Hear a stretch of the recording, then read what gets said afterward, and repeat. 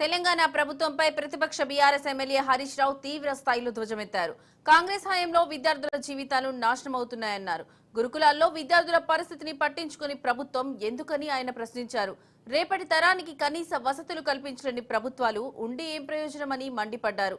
రాష్ట్రంలో కాంగ్రెస్ సర్కార్ ఏ ఒక్క వర్గానికి న్యాయం చేయలేదని తీవ్ర స్థాయిలో నిప్పులు చెరిగారు. విద్యార్థులకు తగిన వసతులు లేక ఎన్నో ఇబ్బందులు పడుతున్నారన్నారు. విద్యార్థుల ఇబ్బందులు తప్పించేలా తగిన చర్యలు తీసుకోవాలని ట్విట్టర్ వేదికగా విమర్శలు గుప్పించారు.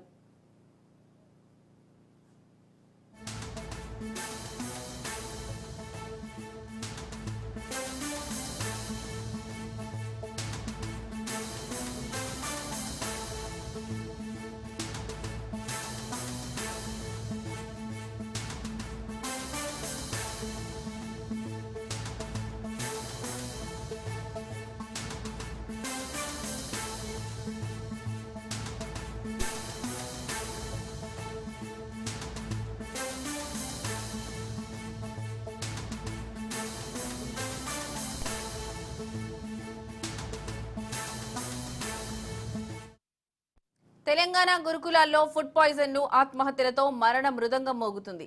గురుకులాల్లో విద్యార్థులు వరుసగా ప్రాణాలు కోల్పోతున్నా ప్రభుత్వం మొద్దు నిద్ర వీడకపోవడం సిగ్గుచేటని విమర్శించారు.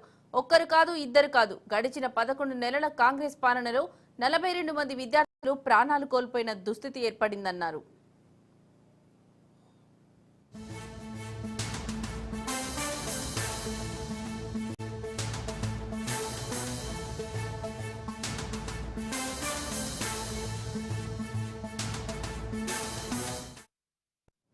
ముఖ్యమంత్రి మాటలు కోటలు దాటుతున్నాయి, కానీ చేతలు మాత్రం గడప దాటడం లేదు. గురుకులాల భోజనంలో నాణ్యత లేకుంటే జైలుకే అని బాలల దినోత్సవం నాడు సీఎం ప్రగల్భాలు పలకడం తప్ప ఎలాంటి కార్యాచరణకు దిక్కులేదు.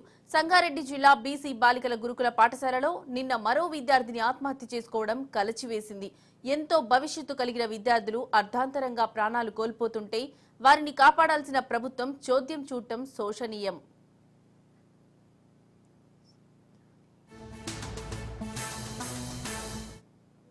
ఈ చావులు ముమ్మాటికి ప్రభుత్వ హత్యలే. దీనికి సీఎం బాధ్యత వహించాలి. వాంకిడిలో గురుకులంలో పాఠాలు వినాల్సిన విద్యార్థిని గత 17 రోజులుగా నిమ్స్ లో వెంటిలేటర్ పై కొట్టుమిట్టాడుతున్నది. కారణమెవరు?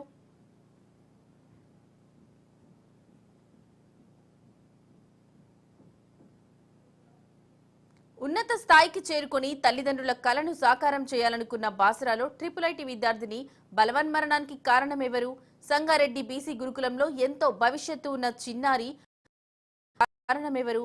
ఇలా చెప్పుకుంటూ పోతే గురుకులాల్లో గత 11 నెలల్లో సగటున నెలకు 3 ప్రాణాలు కూలిపోతున్నారు. ఈ మరణాలకు కారణమెవరు?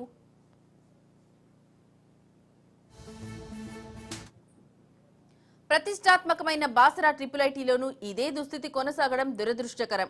ఘనత వహించిన కాంగ్రెస్ పాలనలో 3 IIIT విద్యార్థులు ప్రాణాలు కోల్పోయారు. ఈ మరణాలకు కారణమెవరు? బీఆర్ఎస్ పాలనలో దేశానికి రోల్ మోడల్ గా నిలిచిన గురుకులాలు కాంగ్రెస్ ప్రభుత్వం నిర్లక్ష్యంతో రోజురోజుకి దిగజారిపోతుండడం బాధాకరం. విద్యార్థుల భవిష్యత్తును తీర్చిదిద్దే గురుకులాలు నరక కూపాలుగా మారాయి.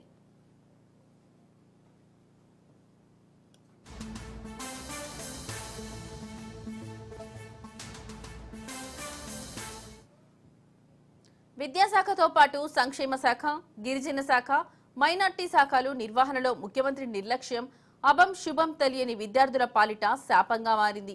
స్వయంగా ముఖ్యమంత్రి నిర్వహించే శాఖల పరిస్థితే ఇలా ఉంటే ఇక మిగతా శాఖల పనితీరు గురించి చెప్పాల్సిన పని లేదు. ఇంకెంతమంది చిన్నారులు ప్రాణాలు కోల్పోవాలి? ముఖ్యమంత్రి గారు ఇంకెప్పుడు మీ కార్యాచరణ మొదలుపెట్టి విద్యార్థులను కాపాడుతారు?